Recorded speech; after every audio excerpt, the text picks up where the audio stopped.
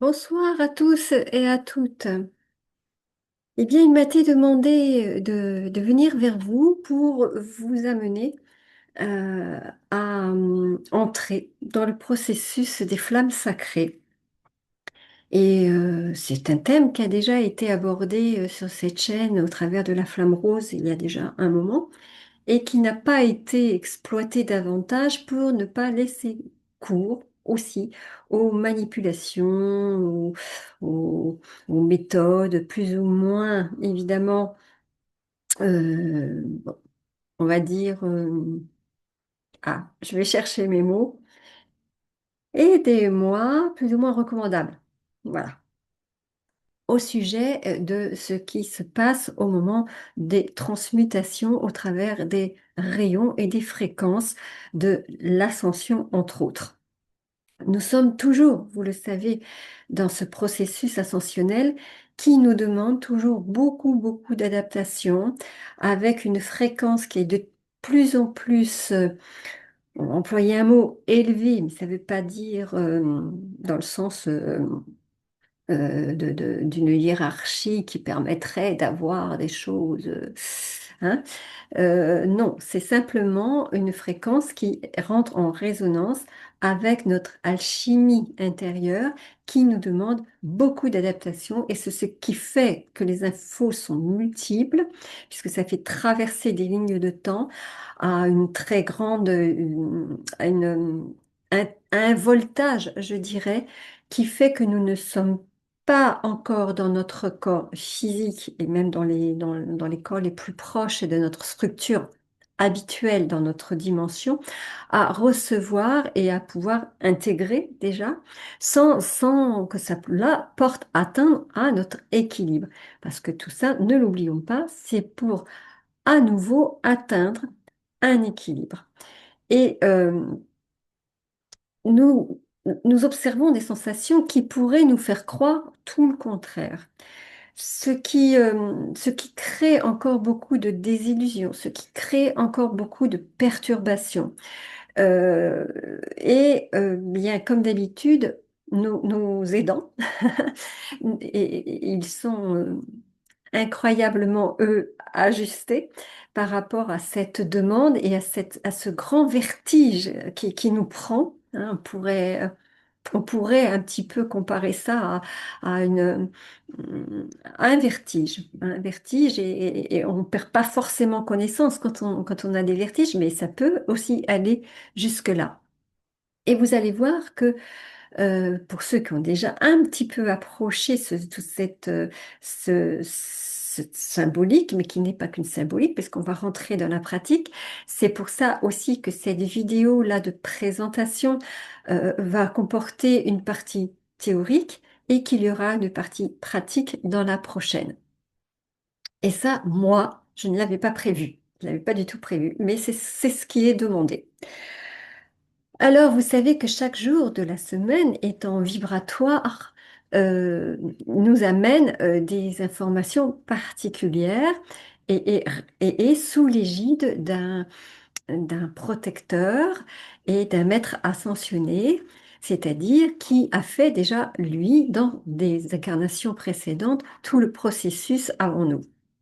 Donc, il connaît bien notre plan, il connaît bien aussi les exigences et les tours et les détours que peuvent prendre les êtres humains et l'âme humaine dans l'incarnation pour s'adapter ou au contraire freiner le processus et voire même en empêcher quelquefois.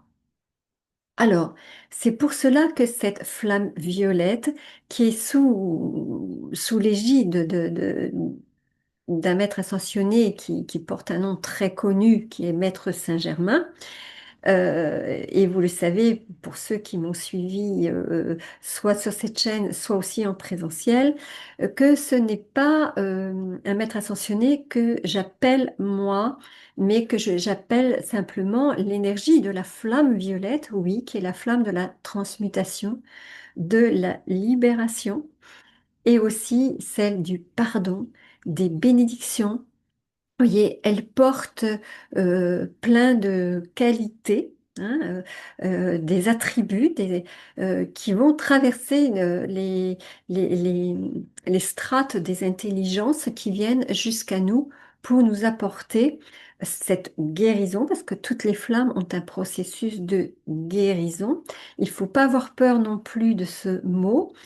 Et vous allez voir que, bon, les flammes, on en a déjà beaucoup parlé de ces intelligences ici, euh, sont toutes transmutatoires, absolument, absolument toutes. Et certaines ont des actions spécifiques et bénéfiques suivant justement l'alignement et l'ascension personnelle de l'être humain. Et là, en l'occurrence, bon, les plus connus sont alignés aux sept chakras.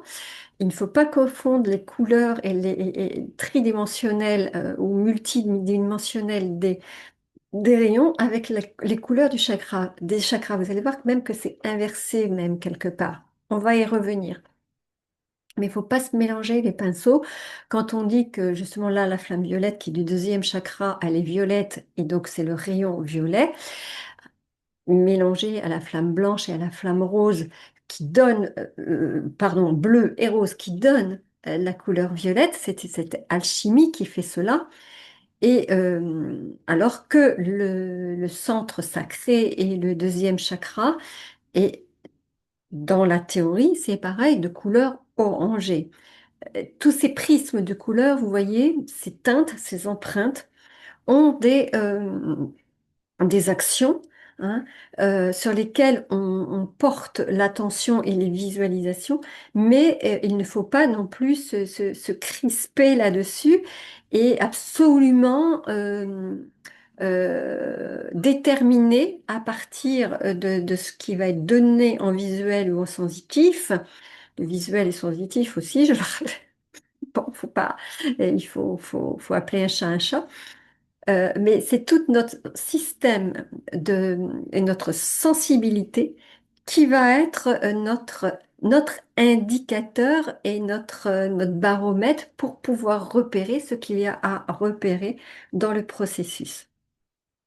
Donc cette flamme violette, hein, qui est plus principalement actionnée, on va dire ce jour-là, mais que l'on peut actionner aussi les autres jours de la semaine, hein, c'est ça qu'il faut entendre, euh, est un,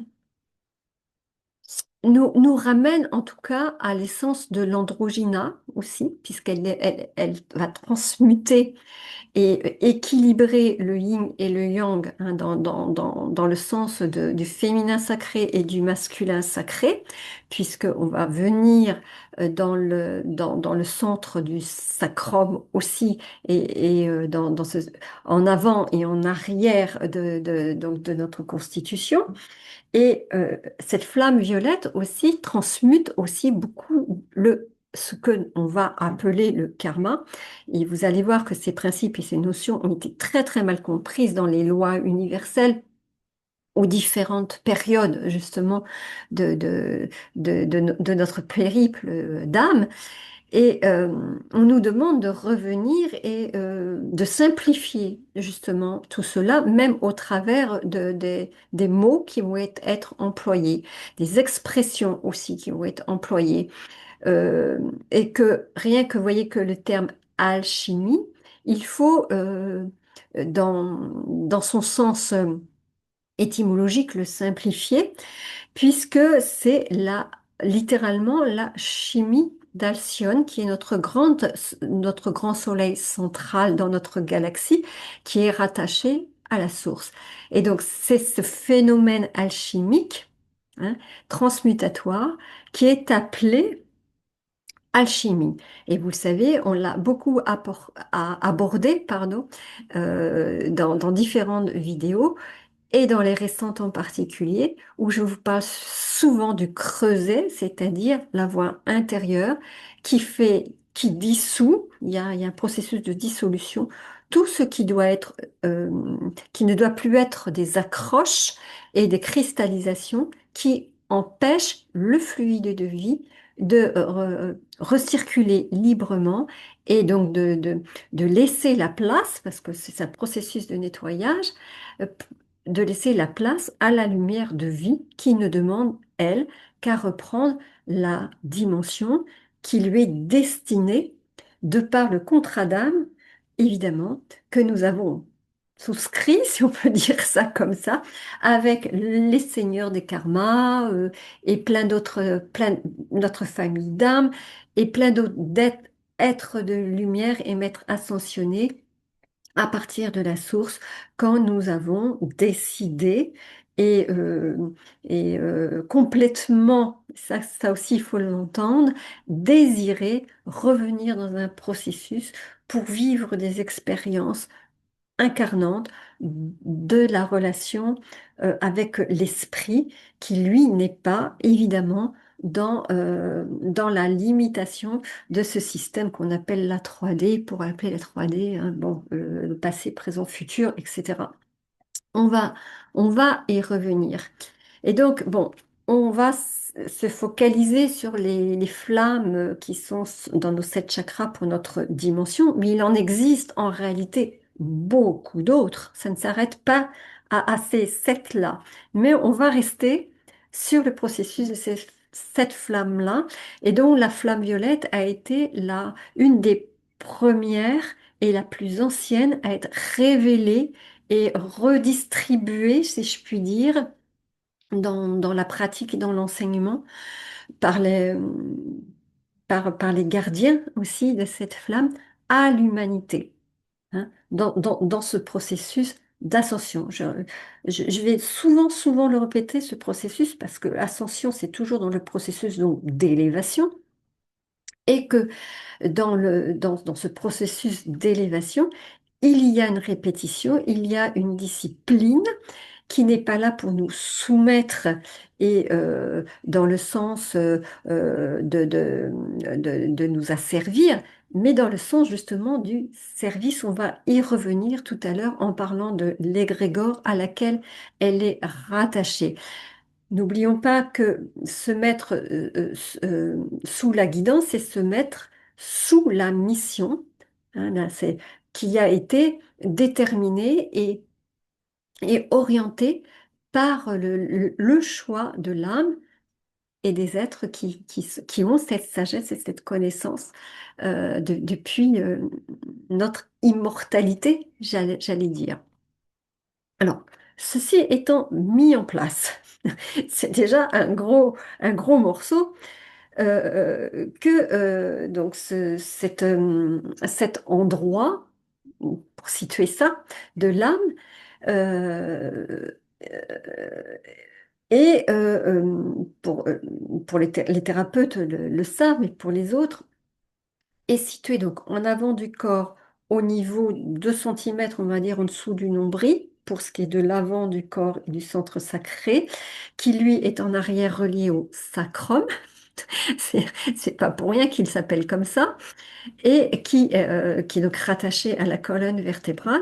Et c'est pour cela, entre autres, que, contrairement à ce que l'on croit, vous voyez, les alchimistes disent, et j'ai tendance à l'intégrer aussi comme ça, que le vrai siège de l'âme se trouve à ce niveau-là dans le corps humain. Et c'est pour ça, là aussi, qu'on y trouve beaucoup de formations qui servent ou qui desservent l'évolution de l'être dans toute sa potentialité, puisque c'est le centre de la création, hein, aussi, vous le savez, c'est le centre de la sexualité, de la fécondité. C'est le centre où on va euh, faire agir tous les désirs et tous les envies, mais aussi l'endroit dans le sens où ça a été malmené, où on a perdu son intégrité, où on a été soumis aussi à des situations qui ont porté préjudice soit à nous-mêmes, soit aussi aux autres, puisque dans les envies, dans les désirs, dans les passions, tout ce siège-là, eh bien, il peut y avoir aussi des débordements qui ne vont pas euh, aller dans le sens de l'équilibre, hein. Euh, Dans ce sens-là, il y a des exemples aussi tout simples, puisque vous savez qu'il y a aussi les mémoires par rapport à la fin des choses. Si on prend certains organes qui sont logés là, en dehors de tous nos outils de procréation, on va dire humaine, eh bien, il y a aussi tous les principes digestifs d'élimination aussi de ce qui doit être laissé transmuter et qui ne servent plus. Donc, vous voyez bien que là, il y a dans ce processus de nettoyage énormément de mémoire à, à laisser et à nourrir suivant ce qui va nous être présenté au travers de ce processus. Un exemple tout bête, si vous mangez une glace, elle aura des conséquences dans votre processus d'assimilation, de plaisir et de digestion aussi. Maintenant, si vous faites l'expérience de manger toute la boîte où il y avait quatre ou six glaces, vous allez voir que le résultat va être différent. Ceci pour expliquer que suivant les choix, parce que c'est ici le centre des choix, eh bien, on ne va pas se donner la même expérience à vivre, tout simplement. Vous avez compris au travers de cette petite allégorie que de passer du plaisir à l'indigestion, il y a tout un état à vivre, hein, entre le bien-être et la maladie en général. Eh bien là, c'est exactement la même chose.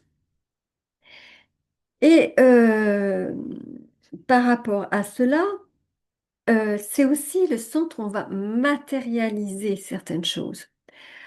Euh, et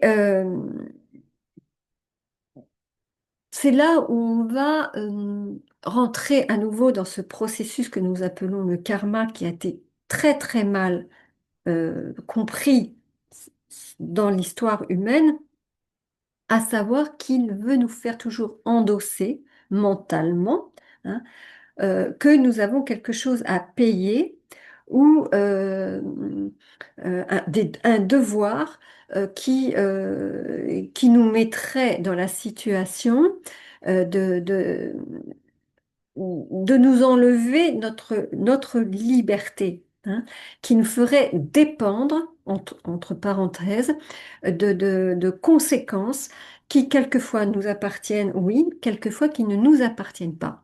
Et c'est pour cela, parce que ça, pour être bien clair, ça engage notre responsabilité. Mais engager sa responsabilité, la sienne, c'est pas engager la responsabilité d'autrui. Et que à partir de là, nous ne faisons pas exprès aussi quelquefois de ne pas avoir su poser le bon choix ou le bon diagnostic ou le bon, voilà, ce qui peut se présenter à nous dans ce cas-là. Parce que dans l'inconscient, il y a énormément de choses à éliminer de ce qui fait partie de notre contrat et de ce qui fait partie du contrat de peut-être de notre environnement, de notre famille, des amis, bon, voilà, etc. Et quand on veut venir en soutien, eh bien, vous voyez, on peut se mettre dans des situations et des croyances qui vont venir limiter notre liberté de choix et aussi notre liberté d'âme pour pouvoir agir en autonomie cette fois. Et donc, c'est le processus alchimique qui fait que de passer ce que les bouddhistes appellent le dharma, c'est-à-dire à la sagesse et à la connaissance, et non plus euh, à cette dette cette comptabilité quelque part avec laquelle on aurait toujours une énorme facture et quelquefois bien trop lourde et qu'il n'y a plus de crédit, j'allais dire, pour pouvoir être libéré de cette dette. Alors, je ne vais pas trop m'appesantir quand même sur cet exemple, mais ça fait partie quand même du processus qui n'est pas anodin. Et c'est vraiment la manifestation de tout ce qui a été déconnecté de toutes les vies, de tous les moments, les situations, les endroits où on a agi, où on a pensé, où on a parlé aussi, en étant déconnecté de la source avec, eh bien, toutes les intemporalités aussi des effets et des causes. Et donc, aujourd'hui, on est aussi quelquefois rattrapé au moment où on va revenir dans ces sensations, sur ces phénomènes qui sont du passé peut-être, mais aussi qui sont influés dans les circuits de ce que traverse la matrice à l'heure actuelle et qui viennent nous rattraper ou nous revisiter à certains moments. Ça, c'est une réalité, voyez-vous, avec laquelle on a encore beaucoup, beaucoup de travail. Je suis désolée, mais bon, voilà, il faut l'accepter. C'est pour ça que ce centre est souvent, les thérapeutes le savent, un centre qui est très, très abîmé chez nous. Quand je dis abîmé, je parle de l'intégrité, hein, c'est-à-dire que il a pu se greffer, on a parlé aussi des implants, des choses. Bon, voilà, parce qu'on va pas prendre d'exemples concrets là, mais c'est c'est la manière, vous voyez, et quand je parle de ça, si l'exemple qui me vient, qui est le plus probant, c'est qu'on on est dans un temps, vous savez, où il y a beaucoup de maladies qui sont liées au dos et à tout ce qui est donc derrière, hein, et que là aussi, si quand on fait le travail en question, ou même quand on est en simple méditation, eh bien, suivant l'endroit dans la colonne vertébrale où on va sentir une résistance ou un endroit sensible, tout simplement, eh bien, ça va nous donner vraiment une indication très précise de l'endroit et du chakra qui est en rapport avec l'endroit où ça s'est passé. Si on est sensible à l'omoplate, c'est pas la même chose à travailler que si on est au niveau des cervicales ou si on est au niveau des lombaires ou du sacrum. Vous le comprenez bien. Ça, vous voyez, c'est une image qui est pour moi assez probante. J'espère qu'elle l'est aussi pour vous. C'est, comme on l'a dit tout à l'heure, le centre aussi du pardon. Le pardon qui est toujours, c'est pareil, un peu malmené, mis à peu à toutes les sauces. Et on va rappeler que le pardon, c'est pas non plus, euh, ça n'est pas les excuses, pardonner.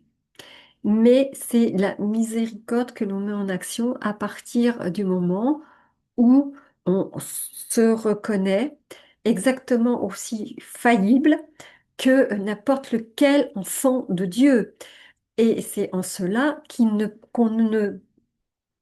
on nous réapprend à ne pas retenir quelqu'un par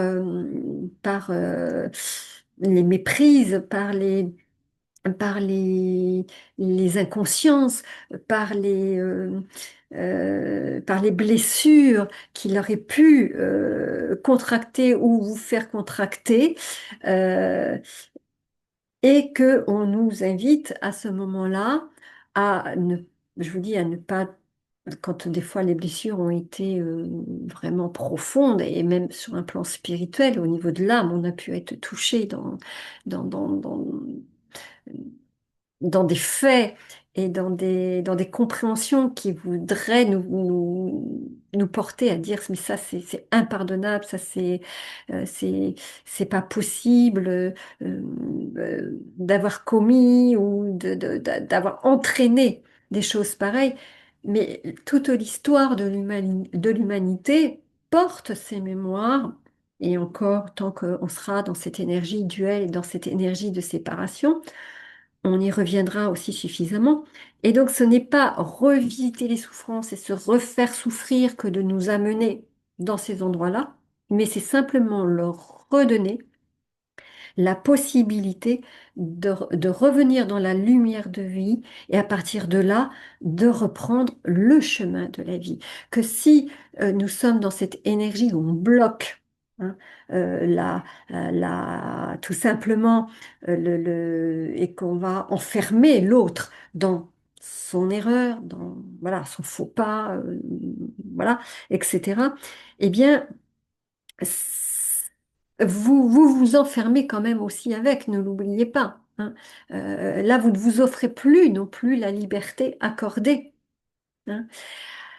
Donc, vous voyez que quand on parle d'un processus qui va dans des zones tellement profondes il nous est demandé de nous préparer à se voir face à face, hein, c'est comme un miroir qui nous est renvoyé et qu'il y a toujours le côté pile et le côté face, et que bien sûr on voudrait toujours se voir dans sa lumière et voir aussi tout ce qui nous donne accès à la vie dans la façon la plus harmonieuse, paisible, sereine, etc.